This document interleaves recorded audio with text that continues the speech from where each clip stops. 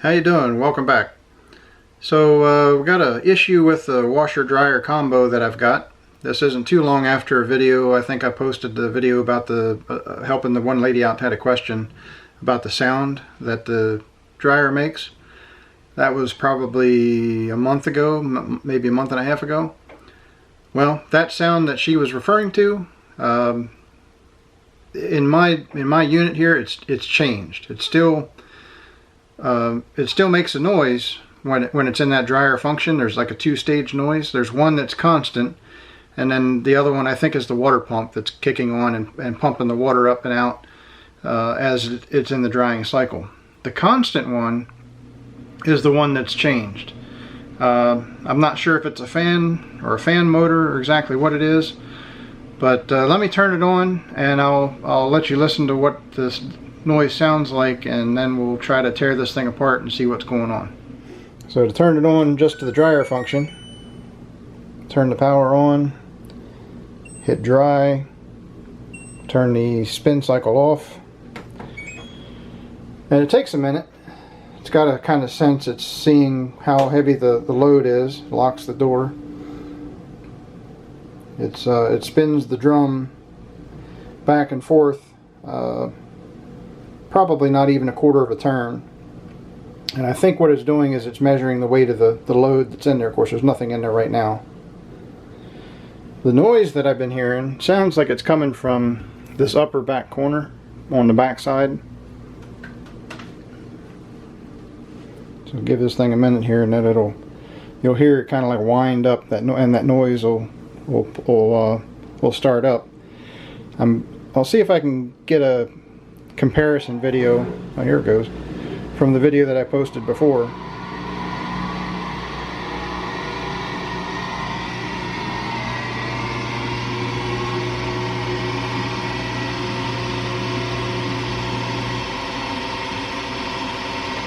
Yep, so I'm not sure what that is. I think it's a fan motor. Turn that off. I think it's a fan motor. I hope it's not like a water pump or something. I did watch a video, a guy making a repair video where he removed this bottom panel, and there's a water pump behind the drain that has the filter and the drain there. There's a water pump back there, has a little impeller blade, and according to some of the information that I've searched, that water pump is notorious for going bad. Mine hasn't yet, and I guess when that fails, you still have water in the bottom of the drum here. Mine seems to be working fine. Of course, that'll be the next thing now that I bring it up, but whatever's in this top corner, that's obviously the issue. I don't know, maybe it's normal. Maybe after a certain period of time, it's just supposed to do that. I find that hard to believe. Something's changed. It's probably wearing out. It still dries. I've done 2 loads of laundry that I know of with that noise. Now the 2 loads prior to that would equal 4. I was here during the wash cycle. When it started the drying cycle, I went to the grocery store, so it may have very well been doing that for a while and I wouldn't have known it. But let's pull this thing out from the wall and we'll see what's going on here. We'll start taking the back off, probably end up taking the top off here, I don't know. We'll see what we got. Okay, so we got the top off, and I also took the back off. I started there because the sound that I've been hearing kind of sounded like it was coming from in this top left corner on the back. And so I started there hoping that, you know, something easy would be right there and accessible through the back. Not so much.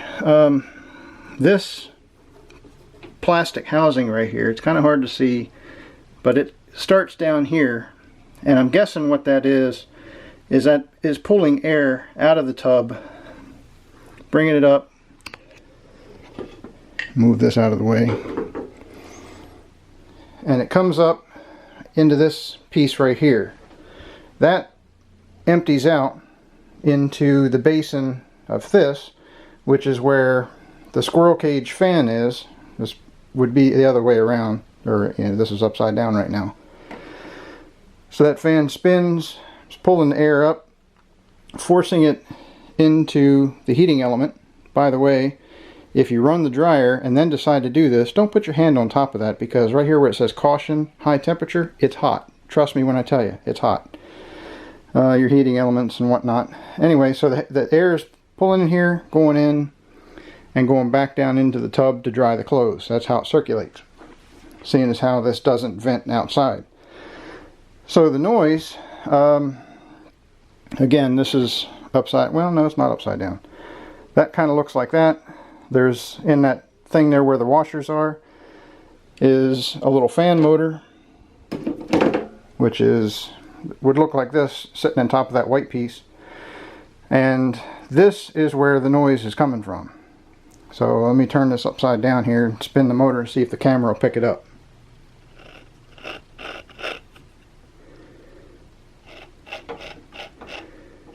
Kind of hear that grinding sound? So I'm guessing by the looks of the washers, you got a little tiny flat washer there, and then that rubber O-ring that fits on top of this underneath of the squirrel cage. So probably what's happened is moisture's gotten inside of here, along with some crud and whatnot that comes up with the air. You can see here all this is lint that I cleaned out of in here, back in behind there, and on the blades of the squirrel cage. I was hoping that maybe it was just lint and stuff on the squirrel cage that was making the noise. Not so much.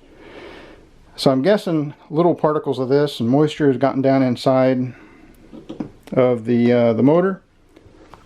So my next move, I haven't done it yet, is to see if I can get this as a replacement.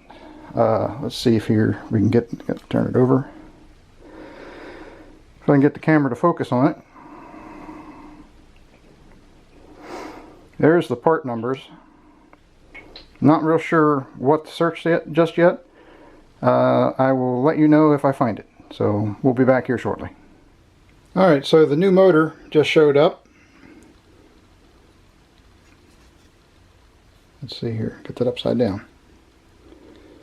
And there we go. So we're going to go ahead and pull the top off and go ahead and swap this out. I'm only using the small tripod today, but so I won't be able to set up the camera to show me taking the screws out, but there's a screw on this side and a screw on this side. Kind of lip goes over, and it's about a 1-inch lip there, and then it's on the back side there on the bottom. Once the screws are out, this thing pushes back and then it'll lift off. I'll show you when I take it off and flip it over, I'll show you how this works. So I took the lid, pushed it out, lifted it up, and flipped it over. So this is now the back edge here. You can see this is the exposed portion where the screw goes through. So the metal case of the washer is on the inside of this. And you can see this little pocket right here, the head of the screw slides up in there and it just snaps into place. Same thing on that side. I'll show you what it snaps into here. Just a little screw with a nylon bushing around the outer edge of it. That's what grabs a hold of that pocket there. So here's the old motor. Still working. Just put it back into place just for the time being, just so I could do laundry, but we'll go ahead and pop that out and pop the new one in. To take it out, it's 3 screws, and the last time I unhooked this and actually unscrewed and took that out, I think we can just undo the clip there, the connection, and just pop the new one in. I think that'll be fine. So we had to take the plastic thing off. I forgot that the shaft of the motor goes through that plastic piece and into the squirrel cage and has a bolt holding, or nut holding it on. So we got to undo that, and they'll take out the bolt and the washers, and then the squirrel cage comes off, then the motor will come out the other side. I think it's worth mentioning this this nut on here. It threads on backwards to what you might normally be used to, and that's probably because the way the motor spins, they don't want it's hard to do with one hand here. They don't want to have this nut come undone while the motor's spinning, and that's definitely a possibility. So Just word of warning, it comes off backwards to what you might be used to. Alright, so I swapped out the motors, reinstalled the squirrel cage, and I put the screws in the top here just loosey, like just to hold things in place while I put the squirrel cage and the bushing and the washer back on. So I got to tighten those down. We've got to hook up the electrical connection, which is right there, up to that plug, and then we'll reinstall this top piece and we'll give it a try. Alright, so we got the housing back on, we got the motor installed, screws are all back in, the plug's hooked back up. So let's go ahead and fire it up, give it a test run here,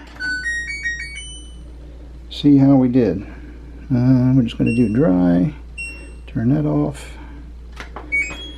bingo bango, see what she does. Take it a second here to run through its sensing cycle. While we're waiting on this, if you're wondering how this thing deals with the centrifugal force of the load inside the barrel, and to try to even out the load, keep it from shaking too much, all they did is just two big springs on either side, and I think there's two big ones on the bottom, and that's why this thing wiggles a little bit. It's not really the best system in the world, but it'll work, I guess. That's why these things are more prone to heavy loads and bouncing around.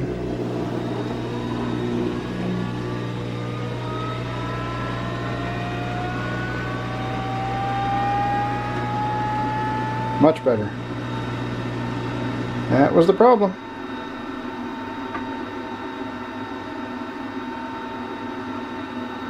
Alright, I guess we can go ahead and shut it off and put the lid back on. I got a load of laundry to do, so there you go. That's how you fix the fan. That particular motor sound, or that whining noise that I had, that's what it was. The bearings in the fan.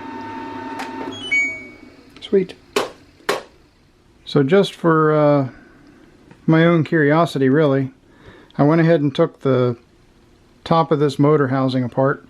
To get that out, there was three little tabs, I guess, bent over on top of the lid here, we'll call it, and pulled that off. That exposed the motor, or the magnet and the bearings. See if I can get that in here. That's this portion here, the top bearing and the bottom bearing. This side of the bearing is the side that's closest to the fan motor, or to the fan on the outside. It passed through the windings in the coil, or coils, sticking down through this way, and it came out on this end here. So I wouldn't say necessarily it's the bearing that failed. I mean, ultimately that's what was causing the noise. I can feel the grit on this side. This one was further away. This one still turns nice and smooth. So if you look real careful, right around just above my finger there where the shaft goes through the bearing, you can kind of see that redness. That's rust is what that is. I can't really zoom in any better with this camera. It doesn't want to focus. But the interesting thing, on the inside of this, where that bearing would sit down inside that well there in between all the windings, the only thing that was in there was this little, I guess we'll call it a washer, I guess. And you see how it's kind of wavy? It's got like waves in it, I guess. I don't know if it's supposed to be like that and act more like a spring to keep that motor resting in there, or give it something that has a little bit of give to help protect those bearings, because they're not like a thrust bearing or anything. So I don't know if it's supposed to be like that, or if it's gotten hot over time and it's warped. I'm not sure. It's a metal, whatever this is metal. If I can show you here. See how it's attracting to the magnet. Yeah, see, it stuck right to it there. So I don't think this is really an O-ring or a seal per se. It might kind of offer a little bit of sealing property, but it's probably not going to be enough to keep moisture out of there. So that, I don't want to say that this is a bad design. I'm not saying that. I'm not trying to badmouth the company that manufactures this, because it's been a good washer. It's gone now, I think we're coming up on 3 years that I've had it. I've done a lot of laundry in it. But this kind of looks to me like this is like a planned obsolescence type of thing. You know, I mean, it wasn't that hard to replace. Now, whether or not the average person, you know, I'm not saying I'm more mechanically inclined than the next person, but, you know, would the average person, say college student or something, that has a ventless washer-dryer combo in their apartment or something, are they going to go through the trouble to replace this, or call a repairman out to replace the motor, or try to find the problem, or just buy a new washer? I don't know. Well, there you go. The fan motor on the washer-dryer combo for the LG washer-dryer. That was the problem. We were able to get a replacement part and get it fixed. Took a little while longer to get the part than what I wanted. I don't know if that's because we were right here in the holidays. That's most likely the issue. It was also available on a couple other different websites. It didn't look like it was too hard to find the part. So you take that part off, you just find the part number and put it in the rectangle of knowledge, and bingo bango, there you go, you got the part coming. So got it fixed, all is well. We'll just wait on the next part to break. That's probably going to be the water pump on this thing. I may order an extra water pump just to have it on hand, so when it does I don't have to wait on the part, because that apparently is a common issue. So if you have water in the drum, it doesn't spin the water out. That's probably the issue, is the water pump. So there you have it. Thanks for watching. If you haven't already, hit that thumbs up. That helps out a lot. And if you would, hit that subscribe button. That'll keep you up to date on future videos. So until next time, we will see you later. Take care.